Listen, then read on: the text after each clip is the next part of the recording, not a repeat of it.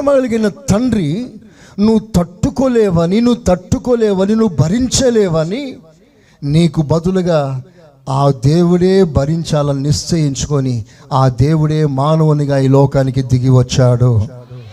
Praise the Lord, హల్లెలూయా. ఇప్పుడు వినండి, పాపము చేసిన ప్రతి వాడు శిక్ష అనుభవించాలి. ఆ శిక్ష తప్పించుకునే ప్రయత్నంలో చాలామంది తమ పాపం నుండి విముక్తి కలిగించుకోవటానికి, పాపం నుండి విడుదల పొందుకోవటానికి రకరకాల ప్రయత్నాలు చేస్తారు. ప్రపంచంలో ఉన్న రకరకాల మనుషులు. వారి మీదకి వచ్చిన శాపం పాపం అని తెలుసు, వారి మీదకి వచ్చిన శిక్ష పాపమే అని తెలుసు. సో ఈ పాపం పోతే ఆ శిక్ష పోతుంది, ఈ పాపం పోతే ఆ శాపం పోతుంది. అసలు ముందు పాపం పోవాలి. ప్రతి దానికి మూలం పాపం. సో ఆ పాపము క్షమించబడితే అన్నీ బాగైపోతాయని మూలమై ఉన్న పాపాన్ని శుద్ధి చేసుకోవటానికి రకరకాల పథకాలు మానవుడు తన కొరకు కనుగొన్నాడు. నేడు ప్రపంచంలో అనేక రకాల మతాలలో వారికి తెలియకుండానే వాళ్ళు ఆచరిస్తున్న ఆచారాలని దేనికయ్యానంటే పుణ్యం వస్తుందని. పుణ్యం ఎందుకు రావాలని కోరుకుంటున్నారంటే ఆ కీడు, ఆ దోషం పోవాలని. కొందరు సుదీర్ఘ ప్రయాణం చేస్తారు, వెరీ లాంగ్ డిస్టెన్స్ యాత్ర చేస్తారు. ఎందుకయ్యా ఇన్ని వేల కిలోమీటర్లు నడిచావంటే నేను పావనునిగా మారాలి, పుణ్యుడైపోవాలి, నా మీదున్న దోషం, పాప దోషం పోవాలి అని నడిచాడు వేల కిలోమీటర్లు. కొందరు వారి పాపం నుండి విడుదల పొందాలని శరీరాన్ని కోసుకుంటారు, సూదులతో గుచ్చుకుంటారు, బెడ్ నిండా ముళ్ళు వేసుకొని ముళ్ళ మీద పడుకుంటారు, పొడుగైన జడలను చెట్లకు వేసి కట్టుకొని ఊగులాడుతుంటారు.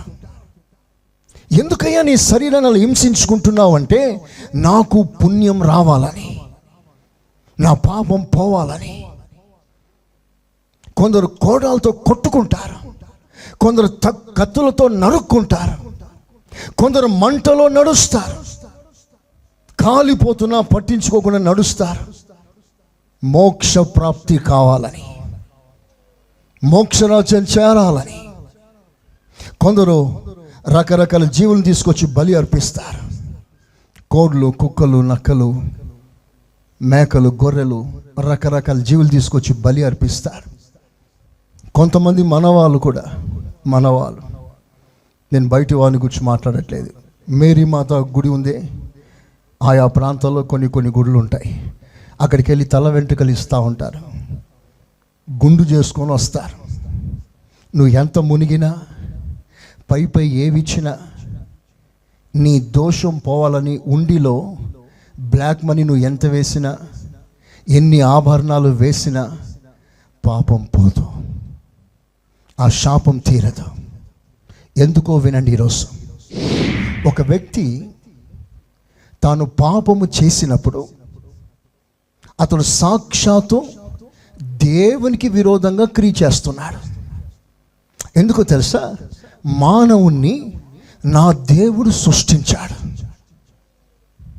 మానవుడు దేవుని సృష్టి. మనుషుడు ఫ్యాక్టరీలో పుట్టలే, మనుషుడు పొలంలో పుట్టలే, దేవుడు పుట్టించాడు. సో నీ కర్త దేవుడు, నీ యజమాని దేవుడు. నువ్వు ఏదైనా తప్పు చేసినప్పుడు ఆ తప్పు నువ్వు దేవునికి వ్యతిరేకంగా చేస్తున్నావు. సో నీ తప్పు, నీ పాపం, నీ దోషం పోవాలంటే నీ సొంత పద్ధతులు కాదు, నువ్వు ఆయన దగ్గరికి రావాలి. నువ్వు ఆయనకు విరోధంగా పాపం చేసావు కనుక ఆ పాపం పోవాలంటే నువ్వు ఆయన దగ్గరికి రావాలి. ఎక్కడో పోతే కుదరదు, ఏదో చేస్తే కుదరదు. నీ పాప నివారణ కలగాలంటే, నీ పాప దోషం నివారణ కావాలి అంటే నువ్వు ఎవరికి విరోధంగా క్రియ చేస్తున్నావో ఆయన దగ్గర నుండి నీకు క్షమాపణ రావాలి. కొట్టండి గట్టిగా చప్పట్లు. హల్లెలూయా. నిన్ను దేవుడు పుట్టించినప్పుడు నిన్ను పుట్టించిన అదే సమయంలో నీకు కొన్ని చట్టాలు కూడా ఇచ్చాడు. చట్టాలు, ఇన్స్ట్రక్షన్స్, లా. ఆ లాను అతిక్రమించడమే పాపం. ఆజ్ఞ అతిక్రమమే పాపం.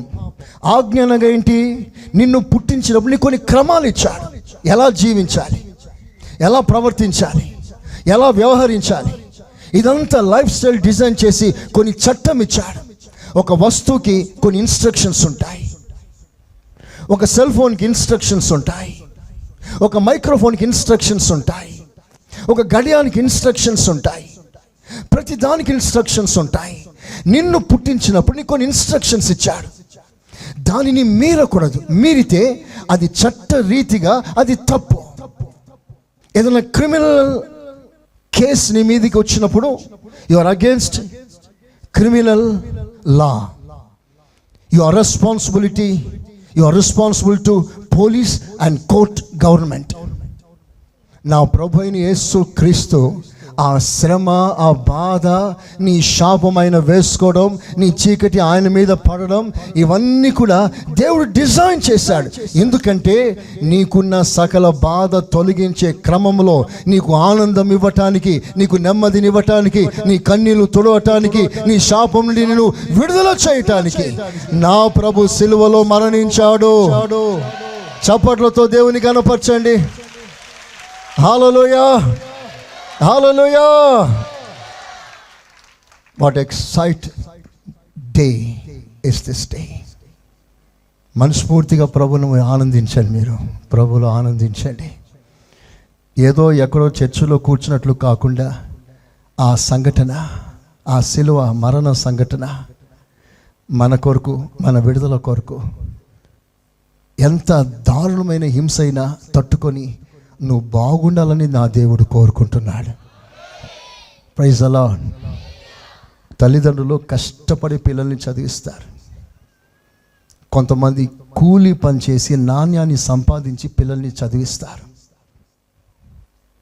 ఆ పిల్లడు సడన్లో చదువు ఆపేసి, నాన్న నా కొరకు నువ్వు ఇంత కష్టపడుతున్నావే చదవాలని, నువ్వు కష్టపడేది చూసి నేను తట్టుకోలేకపోతున్నాను డాడీ, ఇక నేను చదవను, స్కూల్కి వెళ్ళాను, నేను ఇంట్లోనే కూర్చుంటాను. అరే బిడ్డ, నువ్వు బాగా చదవాలనేరా మేము కష్టపడింది, నీ ఫ్యూచర్ చాలా బాగుండాలనే మేము కష్టపడుతుంది.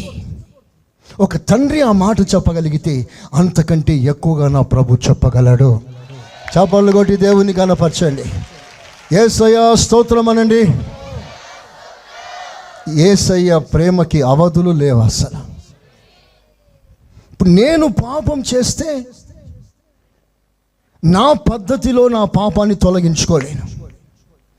No man made inventions can cleanse his since.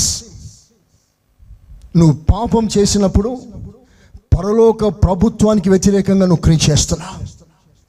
కనుక దేవుడే నీ పాపం విషయమై డీల్ చేయాలి. నీ వెంట్రుకలు కాదు, నీ అర్పణలు కాదు, నువ్వు నడుచుట ద్వారా, నీ శరీరం హింసించుట ద్వారా కాదు. నువ్వు దేవునికి వ్యతిరేకంగా ఉన్నావు కనుక నా దేవుడే నీ పాపం విషయమై డీల్ చేయాలి. అప్పుడే నీ పాపం నీకు విముక్తి కలుగుతుంది. స్తోత్రం, హల్లెలూయా, హల్లెలూయా. సో ఆ దేవుడే నీ పాపంతో డీల్ చేయటానికి ఆయన తానే ఇక్కడికి దిగి వచ్చాడు. చట్టం ఏమిటంటే ఈ పాపానికి డీల్ చేసేవాడు పాపిగా ఉండకూడదు, పాపం లేనివాడై ఉండాలి. ఇది చట్టం. అన్ని వేదాల్లో, గ్రంథాల్లో గ్రంథస్థం చేయబడిన మాట. పాపంలోను క్షమించే అధికారం, పాపికి ప్రాయశ్చిత్తం చేయగలిగిన అధికారం యజ్ఞ పురుషుడు, పాపం లేనివాడు అలాగూ చేయాలి. అందుకని ఈ రోజున మనం బహుధైర్యంగా ఇక నిలబడి ఉన్నాం, ప్రకటిస్తున్నాం. ప్రాంతీయాల భేదాలు లేకుండా దేశాల్లో ఊరు వెళ్ళి ఈ సువార్తను మేము ప్రకటిస్తున్నాము. దీనికి కారణం ఒకటి, నీ పాపములను క్షమించగల దేవుడు ప్రపంచంలో ఇంకొకడు లేడు. కారణం పాపం లేనివాడు ఒక్కడే, ఆయన పేరే యేసు క్రీస్తు. చెప్పండి గట్టిగా, ఈ లోకంలో సో కాల్డ్ దేవుళ్ళు దేవతలందరూ కూడా పాపంలో పుట్టి పెరిగి పాపం చేసిన వారి. పాపిని రక్షించలేరు. గుడ్డివాడు గుడ్డివానికి దారి చూపించలేడు. కుంటోడు మరో కుంటోని ఎత్తుకొని నడవలేడు. పాపంలో ఉన్నవాడు పాపిని రక్షించలేడు. త్రాగుబోతు మరో త్రాగుబోతుని మారురా అని చెప్పలేడు. గోతిలో ఉన్నవాడు గొయ్యిలో పడ్డవాణిని రక్షించలేడు. ఓ గోతిలో ఊబిలో పడ్డవాడిని రక్షించాలంటే ఆ గోతిలో లేని వాడు గడ్డ మీద ఉన్నవాడు కావాలి. ఆ గడ్డ మీద ఉన్నవాడే మన ప్రభు అయిన యేసుక్రీస్తు. చెప్పండి ఆమేనని గట్టిగా. ఆయన పాపము చేయలేదు, పాపము లేని వాడు, పాపము తలంచని వాడు కూడా. అలాంటి పావనుడు, పవిత్రుడు, పరిశుద్ధుడు, నిష్కల్మషుడు నా పాపముల కొరకు ఆయనే యజ్ఞము చేయవలసి వచ్చింది. పవిత్రమైన రక్తం కారిస్తే తప్ప పాపికి విమోచన రాదు. అందుకని యేసయ్య ఈ లోకానికి రావాల్సి వచ్చింది. కారణం అందరూ పాపము చేశారు. అది Bible quotation. For all have sinned without single person exception. Every single person of this world has sinned. మనమందరం పాపం చేశాం కనుక పాపము చేసిన మనం పాపము లేని ఒక అవతారమే మనకు అవసరం. ఆయన వస్తే తప్ప మన పాపాలు క్షమించే అధికారం ప్రపంచంలోకి ఎవరికి ఉండదు.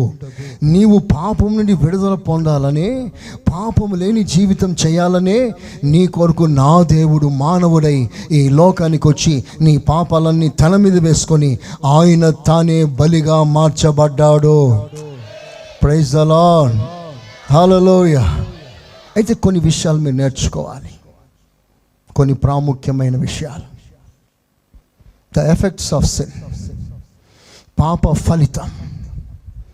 పాపం చేసినప్పుడు ఆ వ్యక్తిలో ఎలాంటి పరిణామము సంభవిస్తుంది అవన్నీ కూడా మీకు కైన్లో నుంచి మీకు చూపిస్తాను. కైన్ అంటే ఒక కైన్ మాత్రమే మీరు చూడకండి. మనమందరం ఆ స్థానంలో ఉన్నాం. పాపము చేసే ప్రతి వాడు తాను అనుభవిస్తున్న ఈ ఎఫెక్ట్స్ అది ప్రతి ఒక్కరూ గుర్తించాలి. చదవండి ఆదికాండం 4వ అధ్యాయం 10వ వాక్యం చూడండి మరలా. అప్పుడు ఆయన, నీవు చేసినది ఏమిటి? నీవు చేసినది ఏమిటి? నీ తమ్ముని రక్తము యొక్క స్వరము నేలలో నుండి నాకు మొరపెట్టుచున్నది. నేలలో నుండి. నేల. తలలు పైకెత్తండి, నా వైపు చూడండి.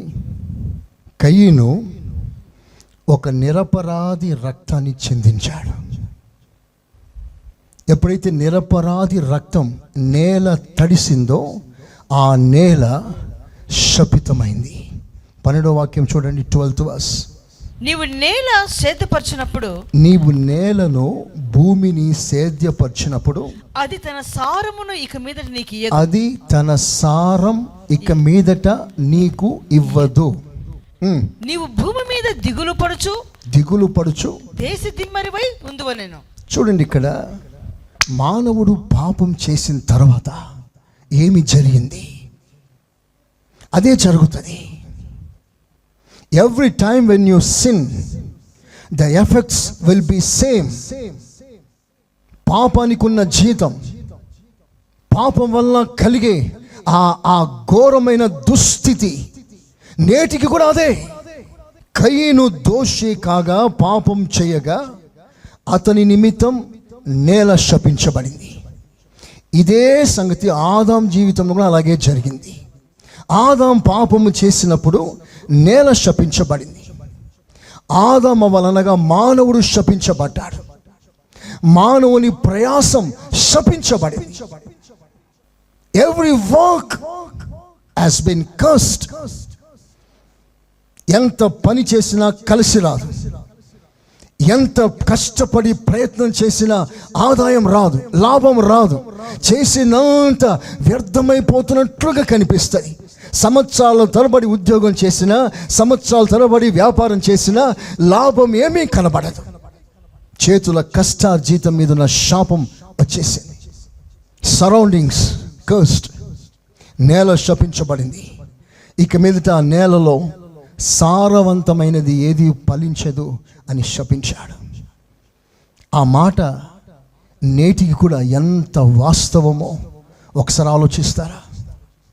ఇప్పుడు ఒక్కసారి మీరు చూడండి, బయటి ప్రపంచంలో సారవంతమైన పౌష్టికమైన ఆహారం ఏదైనా ప్రస్తుతం ఇప్పుడు మార్కెట్లో ఉందా మనకి?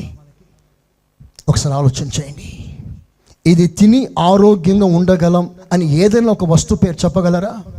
నౌ ప్రెసెంట్ అన్ని కల్తీ, అన్ని కృత్రిమం, ఆర్టిఫిషియల్. ఈ రోజుల్లో వెజిటేబుల్స్ ఆర్టిఫిషియల్, పాలు ఆర్టిఫిషియల్.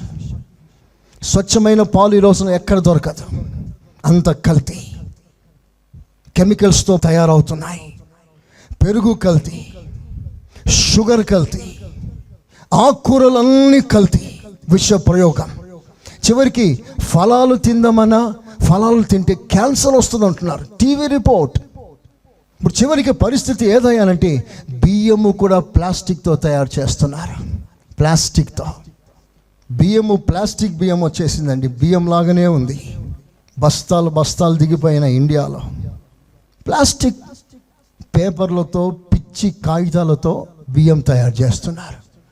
ఈ మధ్య కొత్త రిపోర్ట్, మాంసము కూడా ప్లాస్టిక్తో తయారు చేస్తున్నారు. మాంసం అది చూస్తే మేక మాంసం, యాట మాంసం మాదిరిగా ఉంటుంది, కానీ plastic, artificial. Everything has become artificial in this days. ఒక యాపిల్ తింటే డాక్టర్కి దూరం అన్నారు ఆ రోజుల్లో. ఈ రోజుల్లో యాపిల్ తింటే డాక్టర్కి దగ్గర అయిపోతావు, జాగ్రత్త. స్తోత్రం. అంటే ఈ రోజుల్లో ఫలభరితమైన పౌష్టిక సంబంధమైన ఆహారం కొదువైపోయింది. This is the curse of the land. విస్తారంగా విత్తిన చేతికి కొంచెమే వస్తుంది. కర్స్. ఎంత పెట్టుబడి పెట్టినా రాబడి కొంతే వస్తుంది. కర్స్. ఎంత సంపాదించిన జీతం చినిగిపోయిన సంచిలో వేసినట్లుగా ఉంటుంది. శాపం. మీకు చెప్తాను అసలు విషయం. ఇంత ఘోరమైన ఈ శాపం మానవుని సంక్రమించింది కనుక మానవ బ్రతుకులో ఆశీర్వాదపు తలుపులు మూయబడింది. The doors of blessings has been closed for the sake of your sin. నీ పాపం ఆశీర్వాద తలుపులను మూసేసింది. పాపం ఎక్కడ ఉందో అక్కడ ఆశీర్వాదం లేదు. పాపం ఎక్కడ తిష్ట వేసుకొని కూర్చుంటుందో అక్కడ దైవ సన్నిధి లేదు. ఎక్కడ దేవుని సన్నిధి లేదో అక్కడ దీవెన లేదు. చాలా మంది ఎలా అడ్జస్ట్ అయిపోతున్నారంటే ఆత్మ సంబంధమైన దీవెన లేకపోయినా పర్వాలేదు, కానీ ఈ లోకంలో బ్రతకటానికి ఎంతో కాస్త ఉంటే చాలులే అని అవి లేకపోయినా వీటితో అడ్జస్ట్ అయి సాగిపోతున్నారు. ఎంతకాలం అయ్యే ఈ దీవెనలో, ఎంతకాలం నీ డబ్బు, ఎంతకాలం నీ మేడల మెద్దలు, మాస్తి పాస్తులు, ఇవన్నీ ఒకరోజు పోతాయి. కానీ పర సంబంధమైన మింటనున్న దీవెన అది మూయబడిందే. ఆత్మీయ అంతరిక్షం లేదే. కుటుంబాల్లో దైవికమైన వాతావరణం లేదే. కుటుంబ ప్రార్థనలో దేవుని సన్నిధి దిగి రావట్లేదే. ప్రార్థన చేసినప్పుడు దైవ ప్రసన్నత రాదే. ఎందుకో తెలుసా? The doors of heaven has been closed upon your head. నీ కుటుంబం మీద ఆ ఆత్మ సంబంధమైన పరలోకపు తలుపులు మూయబడింది. అందుకని ట్రాన్సాక్షన్ లేదు, ఎగుమతి దిగుమతి లేదు, ఎక్కుచు దిగుచున్న దేవదూతల పరిచర్య ఇళ్లలో లేదు. కారణం అది తలుపు మూయబడింది. నీ పైన ఆకాశం ఇత్తడిలా మారిపోయిందని బైబుల్ సెలవిస్తుంది. ఒకసారి ఆలోచించాయి. ఆ పాపానికి నివారణ కలిగినంత వరకు, ఆ పాపం నుండి నువ్వు విడుదల పొందినంత వరకు, ఆ పాప క్షమాపణ పొందినంత వరకు యేసయ్య సన్నిధిని ఇంటికి రాదు. సన్నిధి రాకపోతే ఆశీర్వాదం రాదు. లోకంలో బాగానే ఉండవచ్చు, ఆరోగ్యం కూడా బాగానే ఉండవచ్చు, కానీ ఆత్మీయంగా నువ్వు ఎదగలేవు. రేపు ప్రభు వస్తే ఆయన ముందు నిలబడలేవు. అది మనకి శాశ్వత రాజ్యం. ఇది 60-70 ఏళ్ళ తాత్కాలిక జీవితం, వెరీ టెంపరీ లైఫ్. అది యుగ యుగాలు. ఇది 60-70. దీని కొరకు దాన్ని ఎందుకు పోగొట్టుకుంటా? అల్పకాల పాప భోగం అనుభవించడం కంటే శాశ్వతమైన దేవుని రాజ్యాన్ని మనసులో పెట్టుకొని దీన్ని వదిలిపెట్టు. ఇదే గుడ్ ఫ్రైడే థీమ్. ఇందుకొరకే నా ప్రభు నీ కొరకు మరణించాడు. చప్పట్లతో దేవుని కనపరుస్తారా? కొడండి గట్టిగా, చెప్పండి యేసయ్యా స్తోత్రం అని. ఇంకా మంచిగా, పాప ఫలితం శాపం. ఇలాంటి శాపం పూర్తిగా ప్రతి కుటుంబం నుంచి అది తొలగిపోవాలని, నీకు పాప నివారణ కలగాలని నా ప్రభు సిలువలో యజ్ఞమయ్యాడే. ఆ యజ్ఞంలో, ఆ బలిలో నీవు చేరగలిగితే, ఆ బలి కార్యాన్ని నువ్వు అంగీకరించగలిగితే, అక్కడ కారిన రక్తం చేత నీ పాపములకు ఒక ప్రాయశ్చితం కలిగించుకోగలిగితే, నీ ఇంట ఇక మీదట శాపం ఉండదు. కోటలు చప్పట్లు గట్టిగా, హల్లెలూయా. ఇక ఏ శాపం నీ ఇంట ఉండదు. గలతీ పత్రిక 3వ అధ్యాయం 13వ వాక్యం. గలేషియన్స్ 3:13. ఆత్మను గుర్చిన వాగ్దానము విశ్వాసం వలన మనకు లభించున్నట్లు అబ్రహాము పొందిన ఆశీర్వాదాలు క్రీస్తు యేసు ద్వారా అన్యజనులకు కలుగుటకై, మనందరికి కలుగుటకై, క్రీస్తు మన కోసం శాపగ్రస్తుడై మనలను శాపగ్రస్తుడుగా మార్చబడినందువలన అలాంటి శాపము నుండి ఆయన మనలను విమోచించెను. ఇప్పుడు గట్టిగా చప్పట్లు కొట్టి దేవుని కనపరచాలి. ఇది జరిగిన సత్యం. సిలువ కార్యం ఎంతమంది నమ్ముతున్నారో, విశ్వసిస్తున్నారో, అనుభవిస్తున్నారో, వారి మీద ఉన్న శాపం, దోషం తొలగిపోయింది, విరుగుడైపోయింది. మీరు దేవుని దీవెనకు పాత్రులై ఉన్నారు. Praise the Lord. ఇలాంటి మీరు ఎవరో ఏదో అంటే, ఎవడో వస్తాడు, సార్ మీ ఇంట్లో ఏదో దోషం ఉంది సార్ అంటాడు. అవునా అంటాడు ఈ విశ్వాసి. 7 రోజులు మీ ఇంట్లో ప్రార్థన పెట్టాలి, అప్పుడు కానీ ఆ దోషం పోదు. నేను ఒక అన్యజనుని గురించి మాట్లాడేది, విశ్వాసిని గురించి. భక్తుడే ఏదో దోషం ఉంది అని చెప్పేసరికి భయపడిపోయాడు. అతడు ఏ చేయమంటే అది చేస్తాడు. ఈ రోజులు అలాంటి చాలా జరుగుతున్నాయి. 2 క్వింటాల బియ్య బస్తాలు కొనిస్తే ఆ దోషం నివారణ అవుతుందంట. స్తోత్రం. అలాంటి వారు బయలుదేరారు. జాగ్రత్త. ఒక్క మాట మీరు నమ్మండి, నేను యేసయ్య బిడ్డను. ఎంతమంది యేసయ్య బిడ్డలు? మరి ఆమెనేనండి అందరూ. నువ్వు యేసయ్య బిడ్డవు కనుక ఏ తెగులు నీ గుడారమును సమీపించదు. కొంతమంది దేవుని బిడ్డలు వచ్చి అంటారు, ఆయన ఏదో చేస్తున్నాడండి, ఆయన ఏదో చేయడం వలన నాకు ఒకలాగా అయిపోతుంది, నా పరిస్థితి మారిపోతుంది, ఆయన ఏదో పంపిస్తున్నాడు, శాపం ఇస్తున్నాడు, ఆయన పంపిన శాపాలన్నీ, దోషాలన్నీ నా ఇంటికి తగులుతుంది అంటారు. ఈ రోజున మీకు ఒక అద్భుతమైన మాట ఇస్తాను, ₹1,00,00,000 మాట. హృదయంలో రాసుకోండి. ఇక మీదట అలాంటి పనికి మాలిన మాటకి మీరు చోటు ఇవ్వకండి. చేతులెత్తి ఆమేననండి గట్టిగా, చెప్పండి గట్టిగా. ఒకసారి ఒక భక్తుడు దేవుని బిడ్డలందరినీ శపించమన్నాడు. అప్పుడు ఇతడు వచ్చి శపిస్తామని కొండెక్కాడు. మీరంతా నాశనమై పోవాలి అందామని ప్రిపేర్ అయ్యి బయటికి వచ్చి మీరంతా అనేసరికి దేవుడు టాపిక్ని మార్చేశాడు. మీరందరూ, వాస్తవానికి అతని మనసులో ఉన్న మాట ఏంటి? నాశనం. ఆ నాశనం అనే మాట ఎడిటింగ్ చేసి, నా దేవుడు గొప్ప ఎడిటర్, స్తోత్రం చెప్పండి గట్టిగా. ఆ నాశనం అనే దగ్గర ఆశీర్వాదం దేవుడు పెట్టేశాడు. మీరందరూ ఆశీర్వదించబడతారు అంటారు. అదేంటయ్యా శపించమంటే ఆశీర్వదిస్తున్నావేంటి? అప్పుడు ఆయన అంటాడు, నా దేవుడు ఆశీర్వదిస్తే ఎవడయ్యా వారిని శపించగలరు? అందరూ ఆమేనని గట్టిగా, హల్లెలూయా. నా దేవుడు ఆశీర్వాదం కలుగును గాక అని ప్రకటిస్తే ఎవరండి వాళ్ళని శపించగలరు? వారికి ఏ శాపం తగలదు. కారణం దేవుడు వారిని ఆశీర్వదించాడు. ఆమేన్. చూడండి ఆ మాటను ఒకసారి, సంఖ్యాకాండం 23వ అధ్యాయం 8వ వాక్యం చూడండి. 8. ఏమని శపించగలను? ఏమని శపించాలయ్యా? దేవుడు శపించలేదే. దేవుడు శపించలేదే. ఏమని భయపెట్టగలను? ఏమని భయపెట్టగలను? దేవుడు భయపెట్టలేదే. దేవుడు భయపెట్టలేదే.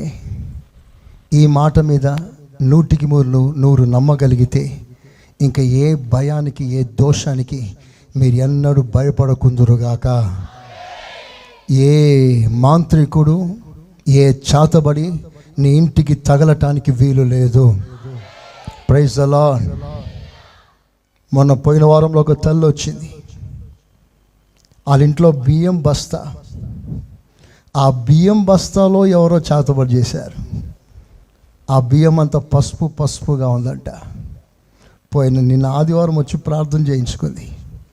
మా బియ్యం బస్తాకే చాతబడి చేశారండి అంటే నేను అన్నాను, ఆ బియ్యం బట్టలు నేను తింటాను అన్న. తెచ్చింది. అలాంటి బస్తాలు కొన్ని తయారైతే బాగానే ఉంటాయి, మాకు గడిచిపోతాయి ఈజీగా. స్తోత్రం, హల్లెలూయా. ఇలాగే ఒక ఇంట్లో దోషం ఉంది. ఆ దోషం ఉన్నందువలన ప్రభు రాలేకపోతున్నాడు. నేను వచ్చి ఆ దోష నివారణ చేస్తే తప్ప ప్రభు ఇంట్లోకి రాడు. ప్రభు బాల్కనీలో ఉండిపోయాడు, అక్కడే ఉండిపోయాడు అని ఒక ప్రవక్త అంటే, ఈ తల్లి పాపం నమ్మి ప్రతిరోజు బాల్కనీకి వెళ్ళి బాల్కనీలో మోకరిస్తుంది. ఎస్ ప్రభు అక్కడ ఉన్నాడట, ఇంట్లో లేడట. ఇంట్లో ఎందుకు లేడయ్యా అంటే ఇంట్లో దోషం ఉందంట ఏదో. అప్పుడు ఈ పాస్టర్ గారు వచ్చి ప్రార్థన చేసి నీళ్ళను మంత్రించి నీళ్ళంతా చల్లితే దోషం పోయిందంట. యేసు కమాన్ అన్నాడట. అంటే ఇది యేసు కంటే గొప్పడా కాదా మరీనా? ఇతడు వచ్చి ఆ దోషం పొమ్మన్న తర్వాత అప్పుడు ప్రభు వస్తాడట. ఎలాంటి ప్రవక్తలు బయలుదేరారండి. వాళ్ళు తయారవటానికి మనలాంటి అమాయకులు చాలామంది కారణం. వాక్యం తెలియక. మీరందరూ వాక్యంలో బలవంతులుగా మారాలి. ఆమేన్, హల్లెలూయా. శాపం విరిచాడు. సిలువ మరణం ద్వారా నా ప్రభు చేసిన మొదటి కార్యం ఏంటయ్యానంటే ఆశీర్వాద తలుపులు తెరిచాడు. చప్పట్లతో దేవుని కనపరచండి, కొడాలు గట్టిగా. ఆశీర్వాద తలుపులు తెరిచాడు. ఆ దీవెనలను పొంది ప్రభునందు ఆనందిస్తూ ఆ సిలువ కార్యాన్ని నీ జీవితంలో అనుభవించాలని మనసారా నేను కోరుకుంటున్నాను. కనుక రండి, సిలువ దగ్గరికి రండి. సిలువలో నీ కొరకు ప్రభు చేసిన కార్యాలు మీరు అనుభవించండి. అది మీ కొరకు, మీ పిల్లల కొరకు, నా కొరకు, మన పిల్లల కొరకు.